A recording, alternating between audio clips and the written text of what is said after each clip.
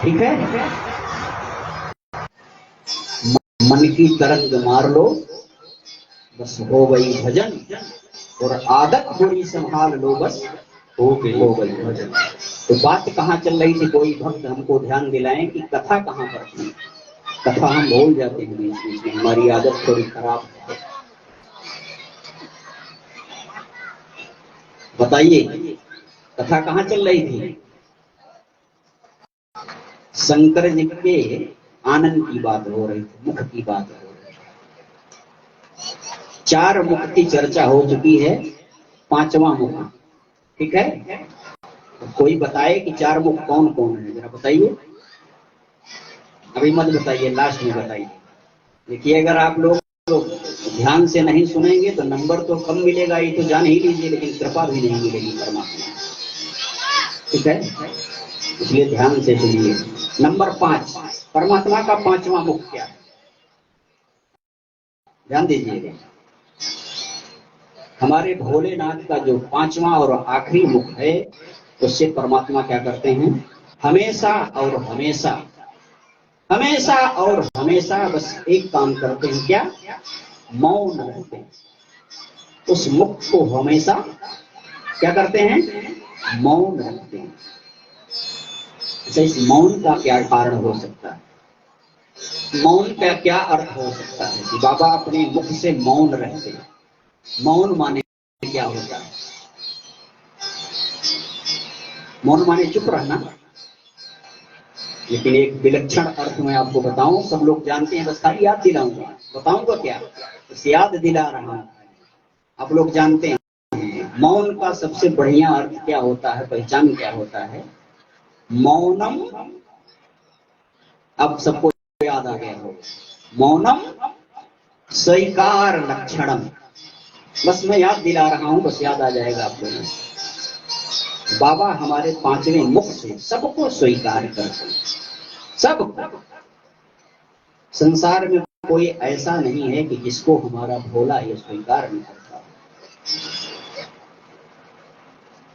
बाबा की बारात जब चलेगी तो उसमें बताया जाएगा कि कैसे कैसे लोग आए थे, अभी तो नंबर आएगा, देखिए बारात कब तैयार होती है। कथा इतनी लंबी है कि हमारे समझ में नहीं आ रहा है कि बारात कब सजाई जाए। जैसा भक्त लोग चाहेंगे वैसा होगा। तो बाबा का 5वां मुख क्या बता रहा है, मौनम स्वीकार लक्षणम। हम भी अपने जीवन में कुछ मौन होने की आदत डालें। विषम परिस्थितियां जब आती हैं कभी कभी, तो उसका निवारण जानते हैं कैसे होता है, बोलने से नहीं हो पाता। उस विषम परिस्थिति का निवारण अगर हम मौन रह जाएं, उस विषम परिस्थिति में अगर हम मौन रह जाएं ना, तो हमारा कष्ट तुरंत चल जाता है।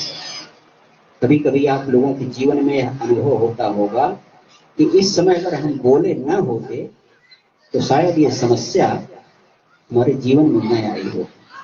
बोल देना कभी कभी खतरा हो जाता है ना। तो हमारा आपका जीवन गृहस्थ जीवन है, इसमें हर प्रकार की समस्या आती रहती है। ये सीखने के लिए मौका मिला है बाबा भोलेनाथ से। बाबा हमारे शिव हैं और हम लोग क्या हैं, जीव, उन्हीं की उत्पत्ति है हम लोग, तो कम से कम उनसे कुछ सीखा जाए। मौका अगर आए तो ऐसा समय आए तो मौन रहने की।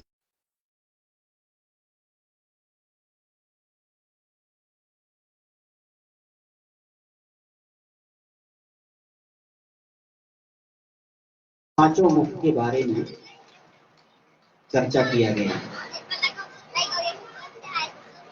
अब हम चाहेंगे कि भगवान की कथा को थोड़ा गति दिया जाए, क्योंकि कथा अभी तक कुछ हो ही नहीं पाई है। कल से मैं बोल रहा हूं और कथा भी आगे बढ़ ही नहीं पा रही है, जहां की कहां पड़ी है, बस सबसे परिचय खाली हो रहा है।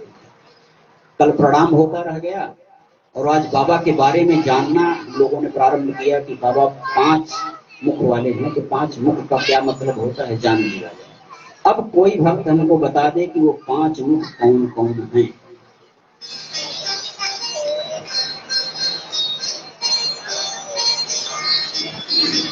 आइए, भगवान की कृपा से कथा को आगे बढ़ाया जाए। कथा आप लोग भूल जाते हैं तो मुझे कष्ट होता है, ध्यान दीजिए थोड़ा सा। नंबर 1 बोलिए बाबू दिनेश सिंह। सो पुनि राम राम दिनेश भूल गए। पहले मुख से भगवान क्या करते हैं? राम राम। चलिए बात छोड़िए, बात हो गई है, सबके दिमाग में है, अभी नहीं तो शाम तक, कल परसों याद आ जाएगी कि क्या हुआ है, ठीक ना? कथा को आगे बढ़ाया। बाबा का परिचय लगभग सब लोग जान गए कि बाबा पंचानन हैं, और पंचानन माने क्या होता है, उस पंचानन मुख, 5 मुख का क्या मतलब है। आइए धीरे धीरे प्रभु की इच्छा से कथा को आगे लेके चलें। आप भी साथ रहिएगा हमारे, हम तो साथ आपका देंगे। कथा आगे बढ़ रही है। अब हम लोग भरद्वाज जी के आश्रम पर चलने की तैयारी किया जाए। भरद्वाज जी कहाँ रहते हैं सब लोग जानते हैं। आइए प्रयास करते हैं, तन से यही रहिए और मन से चला जाए, ठीक है ना? मानसिक यात्रा, मानसिक पूजा और मानसिक जो भी बातें होती हैं, जो भी पूजा प्रतिष्ठा अगर मानसिक किया जाए तो सबसे फलवती पूजा होती है। तो तन से यही विराजे रहिए आप लोग, और अपने अपने मन को हमारे साथ लेके चलिए। कहाँ चलना है? चलिए। भरद्वाज मुनि बसहि प्रयाग, भरद्वाज मुनि बसहि प्रयाग, भरद्वाज मुनि बसहि प्रयाग, भरद्वाज मुनि बसहि प्रयाग, नहीं राम पद अति अनुराग, नहीं राम पद अति अनुराग, तापस सनदन दया निधाना, तापस सनदन दया निधाना, परमारथ पद वेद पुराना, परमारथ पद वेद सुजाना, परमारथ पद वेद सुजाना।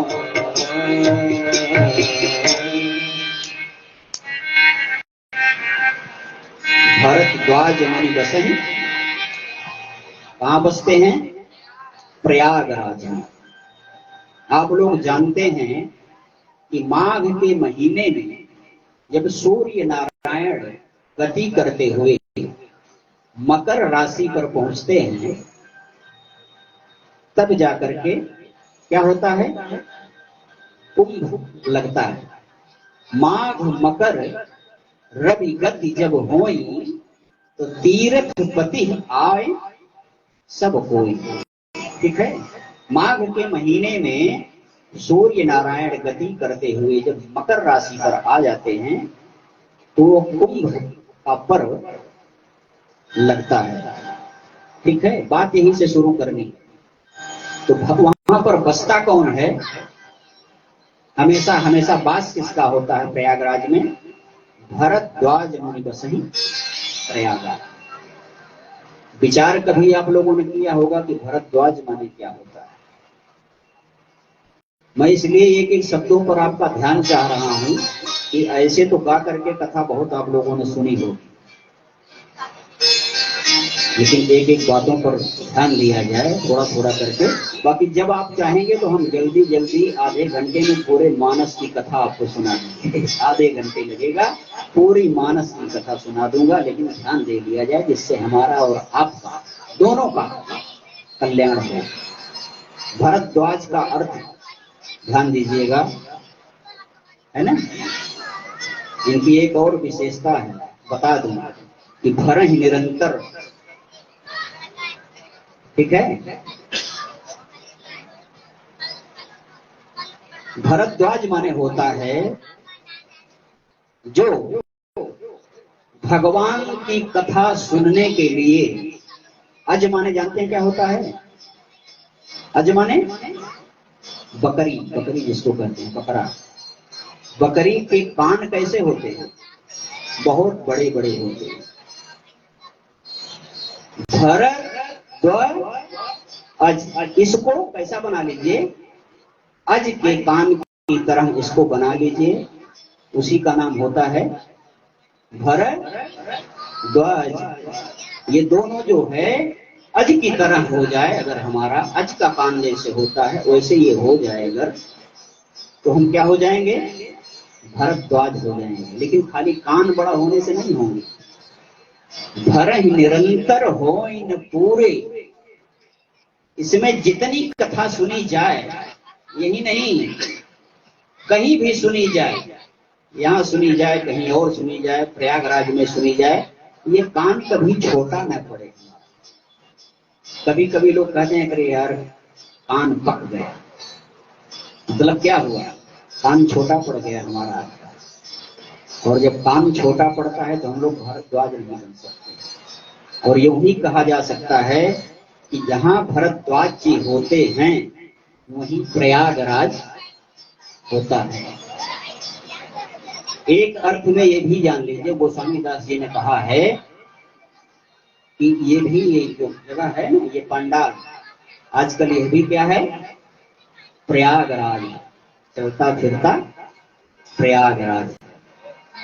कैसे कैसे बताइए? कोई बताए कि ये प्रयागराज कैसे सिद्ध किया जा सकता है? हैं? देखिए, रामचरितमानस अपने में क्या है? ये अपने में खुद ही प्रयागराज है महाराज। रामचरितमानस जो है ये अपने में खुद ही चलता फिरता प्रयागराज है। वो प्रयागराज तो बस वहीं पर है, इलाहाबाद जाएंगे तब मिलेगा। लेकिन हमारा जो राज, ये रामचरितमानस है ना, ये प्रयागराज। मुद मंगलमय संत समाज, मुद मंगलमय संत समाज, मुद मंगलमय संत समाज, मुद मंगलमय संत समाज, जो जग जंगम तीरथ राजू, जो जग जंगम तीरथ राजू, बुध मंगलमय संत समाजू, और जो जग जंगम तीरथ राजू। तो बताइए रामचरितमानस ये हो गया कि नहीं प्रयागराज? तो आप लोग इस समय कहाँ विराजमान है? प्रयागराज में, ठीक है। और इसी प्रयागराज में भरद्वाज मुनि बसहि प्रयागा, जिन्हि राम पद अति अनुरागा। भगवान के चरणों से अटूट श्रद्धा और अनुराग उनका हमेशा बना रहता। कथा आगे बढ़ती है तो बताया जाता है कि यह कुंभ का जो मेला लगता है वो एक साल नहीं लगता है, प्रति संपत अस होय अनंत, हमेशा हर वर्ष। आप लोग जानते हैं कि हर वर्ष कुंभ का मेला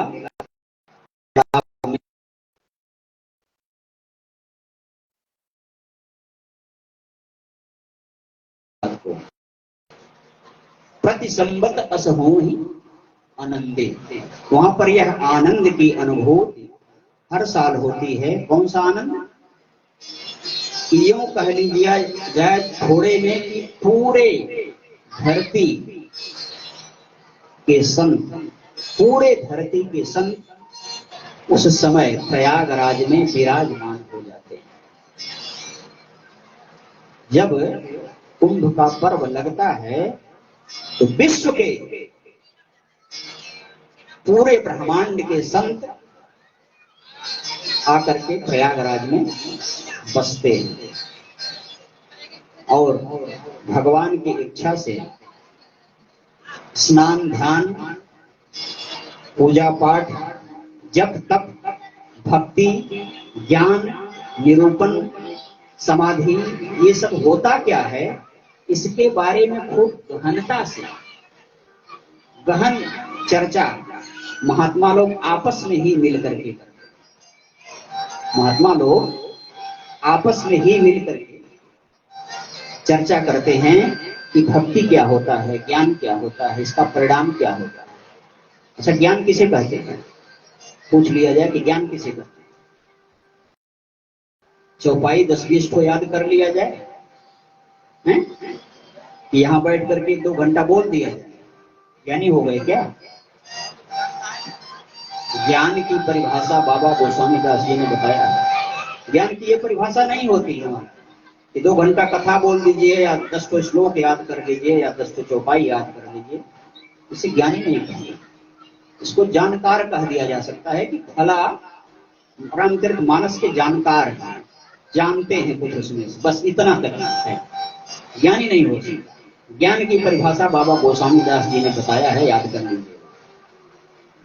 ज्ञान मान जहाँ एक उनाई, ज्ञान मान जहाँ एक उनाई, ज्ञान मान जहाँ एक उनाई, ज्ञान मान जहाँ एक उनाई, देख ही ब्रह्म सदा सब माही, देख ही ब्रह्म सदा सब माही।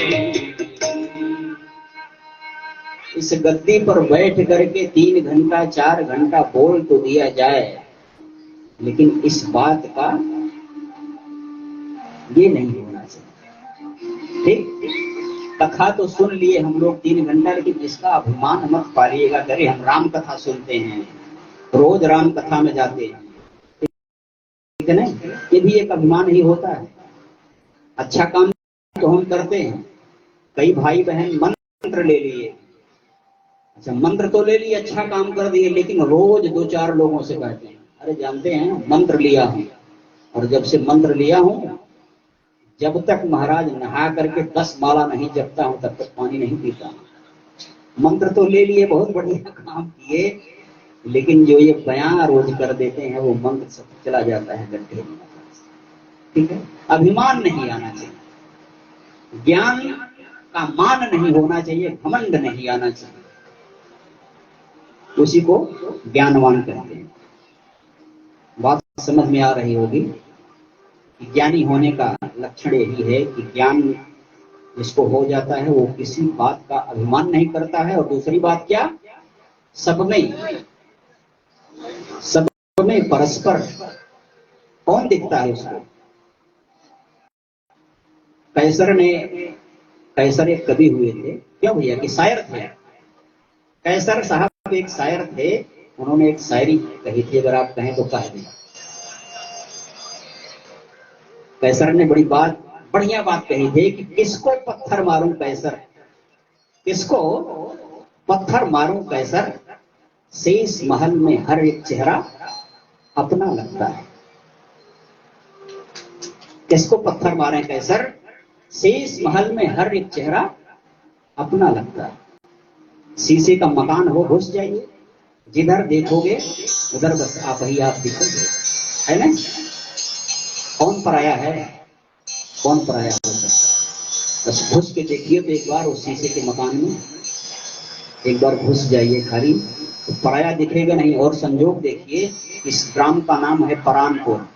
परानपुर, परानपुर का जानते हैं अर्थ क्या होता है? जो अपने पराये का कभी भेद न करता हो। परा नान, आन न परा,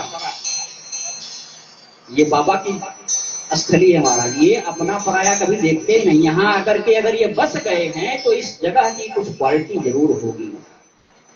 हमारा बाबा जो है विश्वनाथ, वो कभी अपने पराये का भेद नहीं करता है। देवता आए तो भी स्वीकार, दानव आए तब भी स्वीकार, राक्षस आए तब भी स्वीकार, खर सुअर स्वान शिकार चाहे जो आ जाए सबको स्वीकार करता है हमारा बाबा। परानपुर का यही अर्थ है, आप जान लीजिए। अगर आप लोग भेद करते हैं तो ये मानिएगा कि हम सच्चे परानपुर के वासी नहीं। अगर ये भेद किसी के अंदर होगा तो आज से जान जाइएगा कि हम असली परानपुर के वासी नहीं। अगर पर और आन की भावना है बनी, तो बाबा के दरबार में आप लोग रहते हैं, अगर ये भावना बनी है तो बात ठीक नहीं है। क्यों? आज से इस भावना का समन किया जाए, इसको खत्म किया जाए, है ना? क्योंकि सबके अंदर विराजमान हमारे प्रभु राम है, सबके अंदर। एक प्रमाण दे देता हूं, याद कर लीजिएगा और अभी आजमाइश कर लीजिए। सब में राम है। राम में कितने अक्षर हैं? मात्र 2। ध्यान दीजिएगा,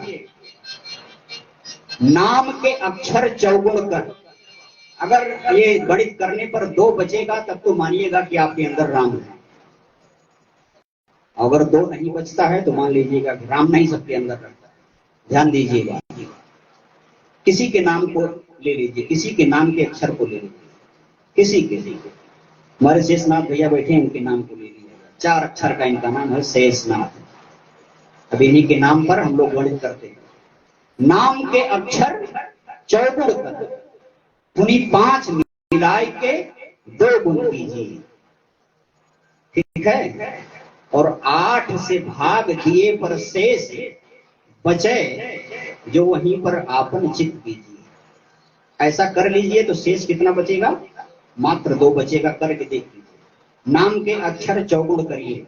शेषनाथ भैया का नाम है 4 अक्षर का, चौगुण कर लीजिए। 4 चौक नाम के अक्षर चौगुण कर और पुनः 5 मिलाइए, 5 मिला दीजिए। 16 5, अब पुनः 5 मिलाए के 2 गुण करिए। कैसे दूना? 8 से भाग दे दीजिए। 8 पंजे, शेष कितना बचा? किसी के साथ कर लीजिए, किसी के साथ करिएगा अनुभव, शेष 2 बचेगा। किसी के साथ करिएगा, शेष 2 बचेगा। तो सब में हमारा परमात्मा विराजमान है। देखें ब्रह्म सदा सब में। आइए बात को आगे बढ़ाते हैं। समय कितना हो गया, समय का थोड़ा ध्यान दिलाइएगा, लेट ना हो आप लोगों को, इसका भी ध्यान देना है हमें जी। 8 बजा है, वाह, अभी टाइम है हमारे पास पूरा। क्या बात है। तो कथा कहाँ चल रही थी भैया? भरद्वाज मुनि बसहि प्रयाग। भरद्वाज के बारे में आप लोगों ने श्रवण किया, भरद्वाज का मतलब भी समझ गए आप लोग, है ना? प्रयाग में भरद्वाज जी वास करते हैं, अथवा जहां भरद्वाज जी होते हैं वहीं प्रयाग हो जाता है, यूं भी कहा जा सकता है। आजकल यह भी प्रयाग है, ठीक नहीं? प्रति संवत अस होई आनंदे, हर साल यह आनंद की अनुभूति संत लोग करते हैं। एक बार की बात है कि सारे महात्मा इकट्ठा हुए थे और स्नान ध्यान किए, पूजा पाठ किए, जो भी अखैबट, शायद प्रयागराज में एक अखैबट कोई स्थान है, उस स्थान का दर्शन किए। इसके बाद अपने अपने आश्रम को, मेला खत्म हुआ, अपने अपने आश्रम को लोग प्रस्थान करना शुरू किए। तो उसमें एक महात्मा आए थे जिनका नाम था याज्ञवल्क्य मुनि परम विवेकी, और भरद्वाज राखे पद टेकी। जब सारे महात्मा जाने लगे तो याज्ञवल्क्य जी भी आए, हे महाराज, अब हमें भी आग्रह से अनुरोध हम कर रहे हैं, आग्रह कर रहे हैं आपसे कि हमें भी आदेशित करिए, मैं भी अपने स्थान को जाऊं। क्योंकि सारे महात्मा चले गए।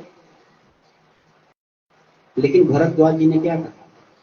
भरद्वाज जी कहने के पहले भरद्वाज राखे पद टेकी, अपने मस्तक को याज्ञवल्क्य मुनि जी के चरणों में रख दिया और कहे क्या कि हे महाराज, कृपा करके कुछ दिन आप रुक जाएं। सारे लोग तो चले गए, लेकिन आप कृपा करके कुछ दिन यहाँ रुक जाइए। याज्ञवल्क्य ने कहा कि महाराज, सारे महात्मा चले गए, हमें भी जाने दीजिए, काहे के लिए रोक रहे? कहे नहीं महाराज, सब चले गए, जाने दीजिए, आप गुरु हैं। एक संशय हमारे मन में बहुत दिनों से एक संशय हमारे मन में पल रहा है, अंकुरित हो रहा है, और हम चाह रहे हैं कि उस संशय का समाधान आप कर दीजिए। देखिए, जब कभी संत हमारे जीवन में मिल जाएं अथवा गुरुदेव मिल जाएं, तो उनसे इधर उधर की बात करके समय को बर्बाद न किया जाए, कुछ काम की बात कर लिया जाए तो ज्यादा ठीक है ना। और घर में मान लीजिए कोई आ गया, तो उसको अपना रिश्तेदार आया या कोई आया, समय देखते हुए उसकी विदाई की है। अगर कोई ढंगसुत आदमी आ जाए, विद्वान आदमी आ जाए, तो उसको प्रयास करके 1 दिन 2 दिन अपने परिवार में रोकना चाहिए। क्यों? ये अगर वो रहेगा तो हमारे परिवार में कुछ न कुछ अच्छा संस्कार अवश्य देगा। बहुत साहब, बात कहां पर चल रही है, ध्यान देते रहिए और ध्यान दिलाते रहिए। याज्ञवल्क्य मुनि परम विवेकी और भरद्वाज राखे पद टेकी। भरद्वाज जी याज्ञवल्क्य जी के चरणों को पकड़ लिए और उनको रोक लेते कि महात्मा जी, आप कुछ दिन के लिए रुक जाए। संशय हमारे मन में एक पल रहा है, उस संशय को खत्म कर दीजिए महाराज। याज्ञवल्क्य जी मुस्कुराने लगे, अरे महाराज, न जाने कितने दिनों से आप, न जाने कितनों महात्माओं की संगत किया है आपने, कितनी बार कथा सुनी है, और आपके मन में संशय, ऐसा तो हो ही नहीं सकता। लेकिन आप कह रहे हो तो चलो ठीक है, रुक जाते हैं, बताइए कृपा करके कि संशय क्या है। तो याज्ञवल्क्य से भरद्वाज जी ने कहा, क्या संशय था उनके मन में जानते हैं? राम कवन पूछो तो ही, कहु बुझाई कृपा निधि मोही। अब बात कौन सी कर दी है? पूछ रहे हैं कि राम कौन है। जब ये प्रश्न किए तो याज्ञवल्क्य जी को थोड़ा क्रोध भी आया और मुस्कुराने लगे। क्रोध में मुस्कुराहट भी आती है आदमी को। कहे याज्ञवल्क्य जी, आप तो बिल्कुल बचपना प्रश्न कर दिए, और हमको तो लग रहा है कि ये प्रश्न आप हमको ऐसे बहकाने के लिए कर रहे हैं, बाकी आपको पता है कि राम कौन है।